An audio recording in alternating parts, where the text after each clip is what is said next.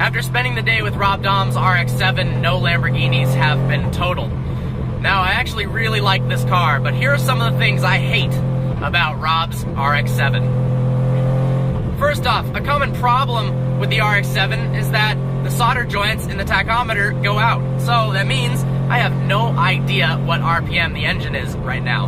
You have to purely rely on your ear, which is definitely an issue if you are deaf, which is a possibility because this car is so loud with a 4-inch exhaust all the way through, and when it two-steps, just blows your eardrums out.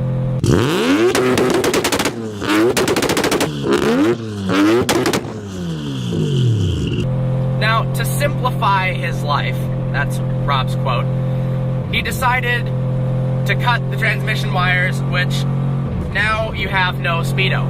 You know, speedos are good reminders of how fast you're going. So if you get pulled over and the cop asks how fast are you going, you can say you have no friggin' idea because Rob doesn't want to know. This car has a laundry list of problems, some of which make the car better, the others don't. For instance, this car was driven hard at the drag strip and 5th gear completely sheared off. Now, you're still able to get a good ET, but 5th gear no longer works at all. The car is extremely hard to drive. This is the most difficult car I've ever driven. Here's why. So, first off, it has no power steering, so the steering is incredibly tight. It also has ET Street drag radials on the back, which cause the car to track back and forth all over the road like the alignment is completely screwed up. Now, apparently, with more normal tires, the car tracks perfectly straight. This vehicle is also extremely hard to get into any gear, more so than the infamous Ford GT. Putting this car in reverse, first, second, third, fourth, fifth, well, fifth doesn't work anymore, is a difficult process. Now, this car has a 20B 3-rotor engine from a Mazda Cosmo, but it's got an S480 Borg-Warner turbo on it. Now, the car makes 750 wheel horsepower at 25 PSI, but the turbo lag is unbelievable. You floor it, and the boost doesn't kick in until 5,000 RPMs, so nothing is happening at all. Then the boost kicks in.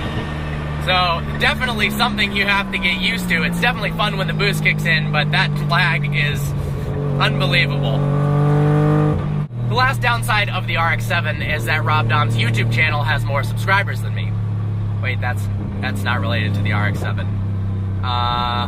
Well, his Lamborghini is also cooler than mine. Nope, that's not related to the RX-7 either.